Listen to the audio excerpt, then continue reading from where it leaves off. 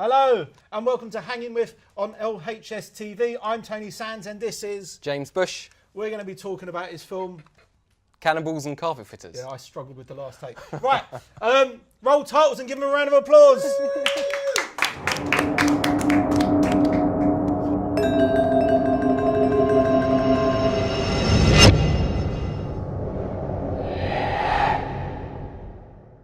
All right, James, thanks very much for joining us. Thank you for having me. Yeah, James. Tell us about your film, Cannibals and Carpet. I can't fucking get it. Cannibals and Carpet. Cannibals and Carpet Fitters is the one. I really like it as well. Yeah. This makes it even worse. Right. Anyway.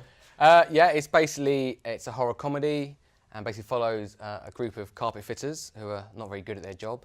They go to an old country house in the middle of nowhere to do a job, and then they find out that the family that lived there are a bunch of cannibals, and so chaos begins. Right. It started out life as a short. That's right. Yeah. Yeah. And the short was very, very successful on the circuit. Did quite good. Yeah. Got a lot of good feedback. Where did the idea come from? That was from Richard Lee O'Donnell, the writer. He used to be a carpet fitter, and I think some of it come from that, not the cannibal side. Yeah, okay. And basically I met him for the first time in Cannes, and I was in a pub having a drink, and he just brought up this idea to me, and he said, I've got this title, it's called Cannibals and Carpet Fitters, and I was like, I'm sold. let's make that then, I'm on board. And it went from there, really. It was a great time. I mean, like, I remember, I think it screened at, was it one of your nights, Chris? A couple of years ago, at the Unrestricted View Horror Fest. And I remember seeing the title, and it was one of the films I was most looking forward to, just purely based on the title, which put a lot of pressure on it, because obviously you're like, oh, build up, and especially with indie films, it can be very hit and miss sometimes. Yeah, and the comedy, and we get compared a lot to like Shaun of the Dead, and we're like, that costs like £1 million. We're not quite in that league, but everyone seems to just compare it. It's like, oh, okay. Yeah, so it's tricky. But I remember going to see it, and I remember watching it and loving it, because I felt it more than lived up to the expectations that I had on it. Great, thank you. Because the title's great. It's a great title, so obviously it has to be good. Yeah. And then I was really excited when you said you were going to turn it into a feature.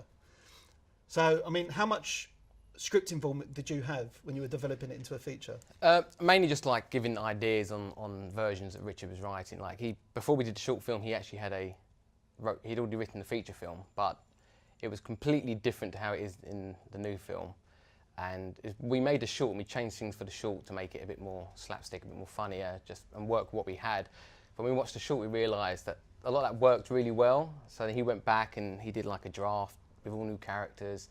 And I was like, yeah, that's good, we should change that. And we just worked like that. We went through like, I think, 13 drafts of it to get away. Well, yeah, I mean, the last few was like, it was really ambitious to start with, and we was hoping to get a big budget. And then when we realised we wasn't, we started having to like reel in all our ideas and see how can we do that cheap and this and that. So that was the last few drafts, was working that side. So what changed? I mean, from the original. I mean, obviously, what was your budget for the feature?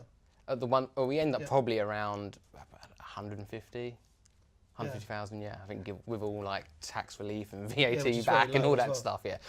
Yeah. And I mean, so did that give you? You said the script changed a lot as you were moving along.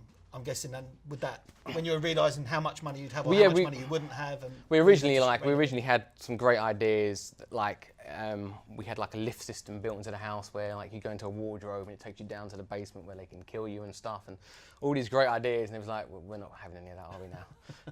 And all these plans were going to build all these fancy sets, and no. So we had. But you did have some fantastic FX shots in that film. Yeah, we did. Yeah. I mean, you did really, really well. There's one at the beginning. I don't want to say anything because I don't want to spoil it. But there's one at the beginning which is a cracking shot. I mean, it's so good, and it comes out of nowhere. It's so well directed. I mean, you've done a great job on that. I remember we talked about it before, and you were saying that you had a couple of different shots, and you just went with that one. Yeah. And it's brilliantly well done. Yeah, it was one like we knew we wanted it to have a good impact and sort of be quite gory and funny all at the same time, and early on to try and get people involved and think, okay, this is going to be this kind of movie. But yeah, it was quite complicated. We worked out what we could do, how we could do it. Spoke with Jane, who was our makeup artist, and Steve, our visual effects, and we worked out the best way to approach it. Did you say to me before that, because I remember we've talked a few times because I know you, but did you say to me before that you were at one point you were toying with doing it as a found footage film? Yeah, when we was trying to get our budget, and our original ambition was hoping we could get like £300,000 or something, and we was like, oh yeah, we're going to get that, and then we realised that was so not happening. Yeah. So we started working out what we was going to get, and it was getting smaller and smaller, and we was like, okay, we may end up with like such a small amount. what do we do? But me and Richard were like determined we're making this film regardless. We're not going to wait another year. We're going to make it with whatever we got. So the found footage idea came in, which I'm not a big fan of found footage myself. Like, I don't mind if it's done well, but often it's used because you just have no money. So we was working at the angle, and we had quite a good angle. We was going to style it like they were such a crap firm, and they'd been like sued so many times that the boss had got them all wearing like cameras because he believed they weren't working hard enough. So it was kind of like he's monitoring them to save his business. So he's working it, and luckily we didn't need to go with that route though. But we kept the beginning found footage, which works really well. Yeah, we were like, okay, we'll keep that because that still kind of works. And going for found footage into like a proper movie was quite a cool idea.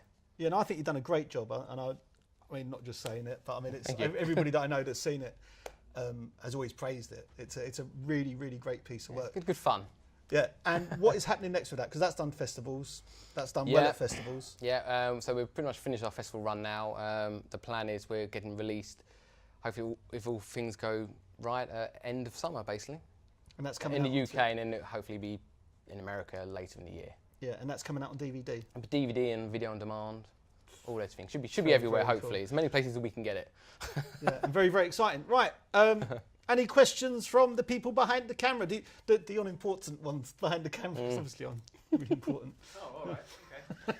Well, my question, I don't want to ask anyone. So, obviously Cannibals, as you said, started out live as a short, and, everyone, it's obvious from a writing point of view that, turning something from a short concept into a feature concept has its challenges, but from a director's point of view, how hard is it to kind of keep the ideas fresh of what you're sort of doing with the feature rather than sort of what you did with the short, or do you sort of prefer to sort of go back and actually use what you liked in the short to sort of carry through? Yeah, I think with this one, well, to be fair, yeah, like a lot of my short films actually, they come from feature ideas, so I usually take ideas and I just condense them down. So you're kind of like, you're not trying to stretch it, you're actually just taking bits you like and trying to give like a preview of what you want to do. And it's kind of with that with the Cannibals. Richard already had, like I said, a feature, which was quite different. But when we come to do the feature after the short, we realised, we wanted to do the stuff we couldn't do. Like, we didn't have enough gore, we didn't have like enough fighting, and so we wanted to put all that in. And like, I wanted to do a nice, good fight scene with Zara Pifian, so that we put all this stuff in. And by the time we got there, it was like, okay, we've got the film. It's like a full film already. So it was more, and it was quite nice to actually do throwbacks to the short film a fair bit in the feature film. Like, it wasn't intended, but then we was like, it's good to use that line again. You either get it if you've seen the short, or if you haven't, it doesn't matter. So, yeah, I didn't find it too hard at all. I think it's quite a nice way of expanding it. Yeah. But I can see if you had a very, very tight short film with like 2 characters and in one room, it could be very hard to expand it to make it last 90 minutes and not feel like you're stretching it. Yeah, I agree. And you mentioned, obviously, you met Richard, the writer, at Cannes. Yeah. What was your background before you did Cannibals? What had you made before? I'd done just a couple of other short films. My main one, I was actually in Cannes at the time for my short film Blackout, which is another horror comedy about monsters in a warehouse. And he saw that, and that's what made him ask me to direct Cannibals, actually. So, which is another feature film I'm working on. So. And you done Predator Dark Ages as well? Yeah, that was after. That was in between the Cannibal short film and the feature film. Because that did very well. It did very well. That's a really popular one. And that's very good as well. I mean, like all your stuff, James. 5.5 million views on YouTube, I think, at the moment. Is that all? I was hoping Fox would see it and then give me like the next Predator movie, and then they gave it to Shane Black, so that was that. Fuck, who's Shane Black? Exactly. No, but that's really good. I know that's really popular. But all your stuff's great, James. You only have good people on here, right? I mean,